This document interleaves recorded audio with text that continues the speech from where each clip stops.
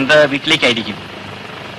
അതെ, അച്ഛന് തീരെ സുഖമില്ലെന്ന് ചിറ്റമ്മ വിളിച്ചു പറഞ്ഞു.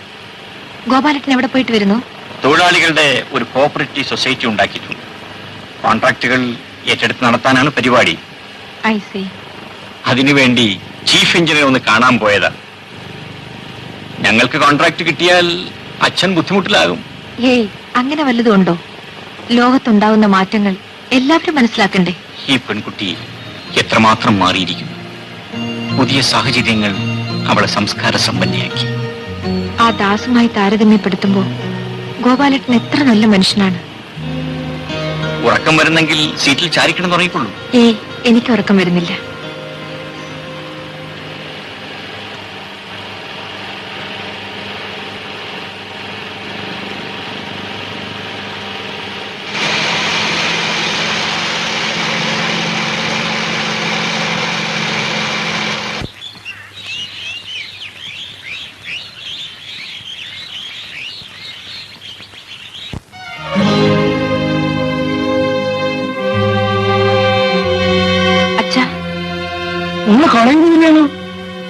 അതെ, മോളെ മുറിയിലേക്ക് വിളിക്കോ. അച്ഛൻ ഇവരുമായിട്ടൊന്ന് സംസാരിച്ചിട്ട് വരാം. ഭവാനി, അവളെ വിളിച്ചോണ്ടു. വാങ്ങോളെ.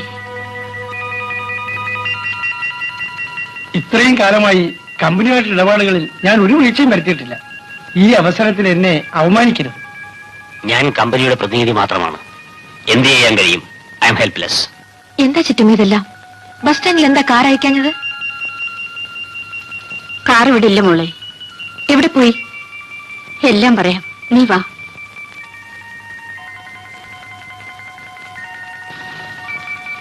ഈ സമയത്ത് തന്നെ നീ ഇവിടെ വരുമെന്ന് കരുതിയില്ല മോളെ. ആ പോലീസുകാർ എന്തിനാ വന്നിരിക്കുന്നറിയാമോ? എന്തിനാ ചിറ്റമ്മേ? നിന്റെ അച്ഛനെ അറസ്റ്റ് ചെയ്യാൻ. അതെ മോളെ, ബില്ല് മാറുമെന്ന് വിചാരിച്ച് ഷായാൻ കമ്പനിക്ക് അച്ഛൻ 2 ലക്ഷം രൂപയുടെ ചെക്ക് കൊടുത്തു. ബില്ല് മാറിയില്ല.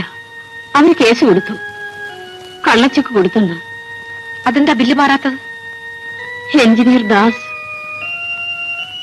നമുക്ക് അനുകൂലമല്ല മോളെ. ആ ബ്ലഡി റാസ്കൽ നമ്മളെ ചതിക്കുകയാണെന്ന് അച്ഛൻ ചീഫ് എഞ്ചിനീയറോട് പറയാത്തത്? മോളെ, അയാളൊരു ചെകുത്താനാണെന്ന് ഇപ്പോഴാണ് അറിഞ്ഞത്. എന്റെ ഒപ്പ് വാങ്ങാൻ അച്ഛനാണോ അയാളെ അങ്ങോട്ട് അയച്ചത്? തിരുവനന്തപുരത്ത് വരുമ്പോ നിന്നെ കണ്ട് ഒപ്പ് വാങ്ങിക്കൊള്ളാമെന്ന് അയാളാണ് അച്ഛനോട് പറഞ്ഞത്. എന്തുണ്ടായി മോളെ? ചിറ്റമ്മേ, അയാൾക്ക് എന്റെ ഒപ്പായിരുന്നില്ല ആവശ്യം. മോളെ, ആ മൃഗം എന്നെ കടന്നു പിടിച്ചു. ഞാൻ അയാളുടെ കവിളിലടിച്ചു. അച്ഛനെ ഓർത്താണ് ഞാൻ ക്ഷമിച്ചത്. മോളെ, നമ്മളിനി എന്ത് ചെയ്യും ചിറ്റമ്മേ?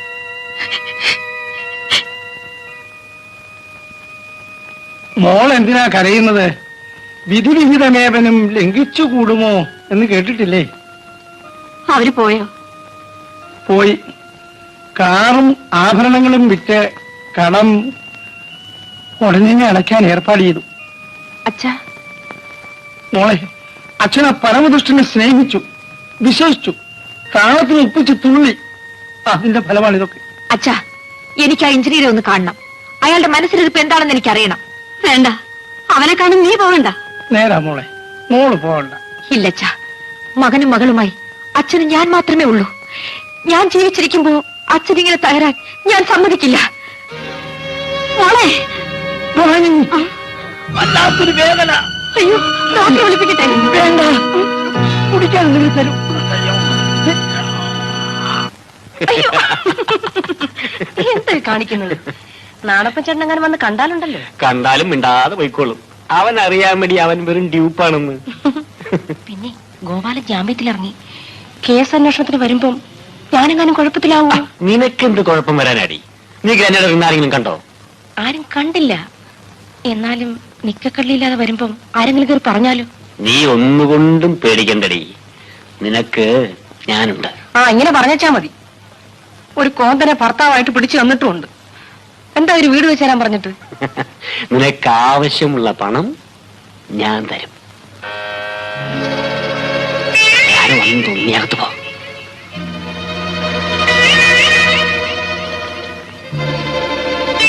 Yes, come in.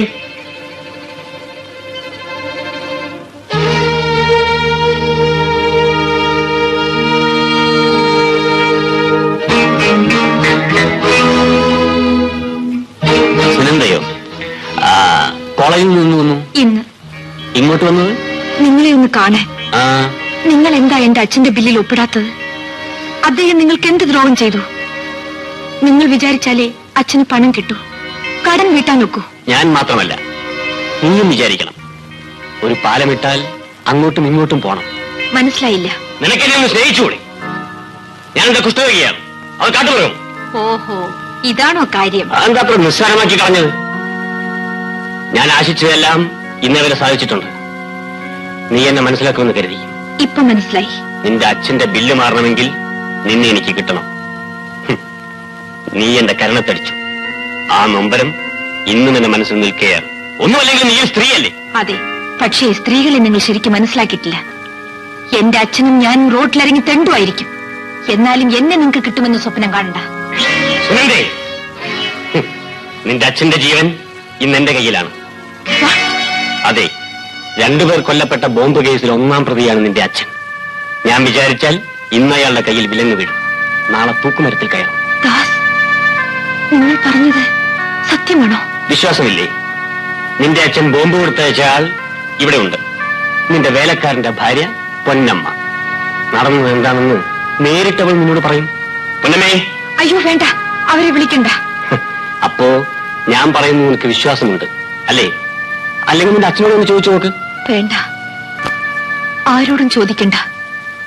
ദയവായി അങ്ങ് എന്റെ അച്ഛനെ രക്ഷിക്കണം. അതുകൊണ്ട് എനിക്കെന്ത് പ്രയോജനം?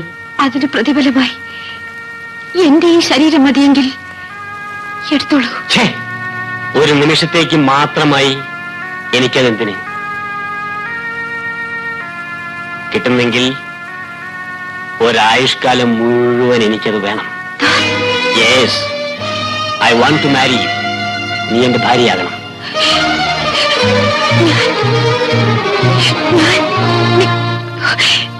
വിഷമിക്കണ്ട, ആലോചിച്ച് തീരുമാനിച്ചാൽ മതി. നീ പഠിച്ചവളല്ലേ?